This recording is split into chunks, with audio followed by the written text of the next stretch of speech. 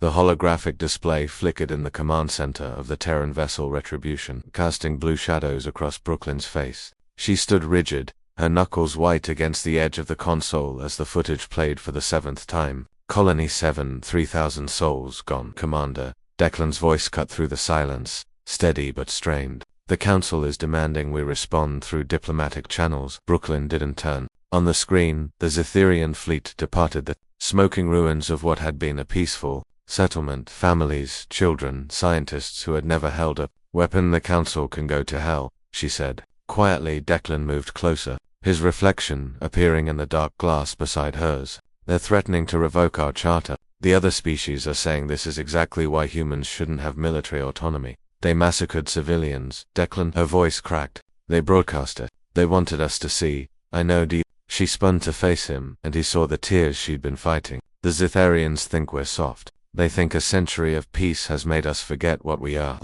Declan had served with Brooklyn for 6 years. He'd seen her negotiate truces, broker trade agreements, and championed humanity's integration into the Galactic Union. She believed in civilization, in order, in the dream of species working together among the stars. That woman was gone. What are your orders, Commander? He asked. Brooklyn walked to the tactical display, her fingers dancing across the controls. The Zetherian home system materialized before them, a jewel of 6 planets orbiting a yellow sun. Send a message to the Union. Tell them Earth is invoking Article 12. Declan's breath caught. The extinction clause. Brooklyn, that's been on the books for 90 years and never used it. The other species will let me finish. Her eyes met his. Tell them we're not asking for permission. We're informing them of our intent. The Zetherian leadership will stand trial or they will burn. Their choice, they'll choose war. Yes. Declan moved to the communications array. His hands hesitated over the controls. The galaxy will turn against us. Everything we've built was built on the lie that we'd forgotten.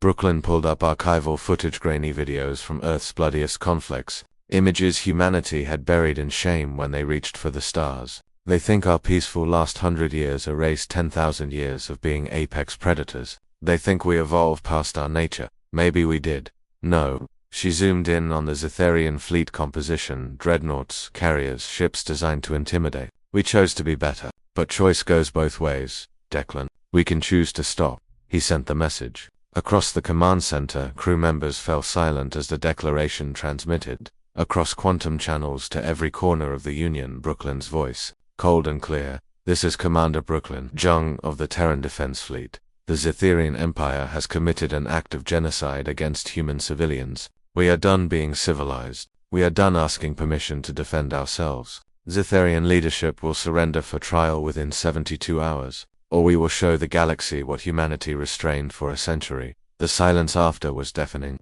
Tactical Brooklyn called out, "How many ships can we mobilize?" A young officer looked up, his face pale. "Fleet Command has been waiting for this order, ma'am. Every human vessel within 3 systems is already moving to rally points. We'll have 300 warships within 48 hours, and the classified projects." Declan answered this one, his security clearance finally relevant. The quantum disruptors are operational. The nanite swarms, the stellar igniters. He paused. The Geneva IV protocol weapons. Brooklyn nodded slowly. After the last war on Earth, humanity had agreed never to use certain technologies again. They'd locked them away, convinced they'd evolved beyond such brutality. The other species had laughed at human caution, not understanding what horrors those protocols prevented. They were about to learn. "Spin up the disruptors," she ordered. "I want the Zetherian home fleet disabled, not destroyed." Not yet. 48 hours later, the Terran fleet emerged from quantum space at the edge of Zetherian territory. The enemy had assembled every warship they possessed, over 1,000 vessels, bristling with weapons that had conquered a dozen worlds. Brooklyn opened a channel. "This is your final chance. Surrender your leadership."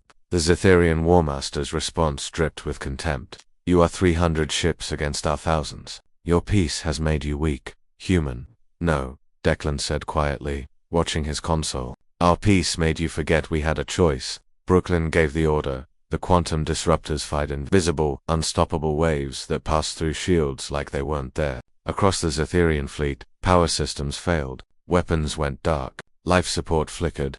"They're dead in space," Tactical reported. "No casualties. Good." Brooklyn's next command chilled the bridge. "Deploy the nanites to their orbital shipyards. I want every construction facility dismantled at the molecular level on the viewscreen. Vast shipyards that had built vessels for 2 centuries began to unravel, piece by microscopic piece. They ceased to exist. The galaxy watched in horror. Commander, communications called out. We're receiving transmissions from Union members. They're demanding we stop. They're calling it barbaric. Brooklyn's laugh was bitter. Barbaric was what they did to Colony 7.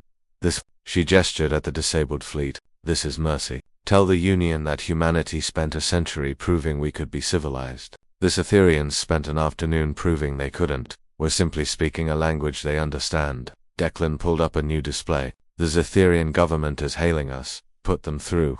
The War Master was gone. In his place, a delegation of civilians, their faces twisted with fear. We surrender. Please, we'll turn over those responsible. Brooklyn studied them for a long moment. You broadcast the massacre of our children. You wanted us to see, so we'll give you something to see too. She nodded at Declan. He transmitted coordinates to the Cytherian homeworld not for bombardment, but for a monument. The specifications called for a memorial 3 kilometers high, constructed from recovered debris of Colony 7. You'll build it, Brooklyn said, and every generation of Cytherians will see it and remember the day they learned what happens when you mistake human civilization for human weakness. We chose to be better. You forced us to choose again. The transmission ended. Declan moved beside her. The Union is in chaos. Half want to censure us. The other half are ... quiet. They're afraid. Yes, good. Brooklyn looked out at the stars, the same stars that had filled her with wonder when she first joined the fleet. Let them fear what we can be when pushed. Maybe then they'll appreciate what we choose to be instead. The fleet turned for home, leaving the Cytherians to contemplate their survival, and the mercy that had allowed it. Humanity had stopped being civilized for 72 hours. That had been enough.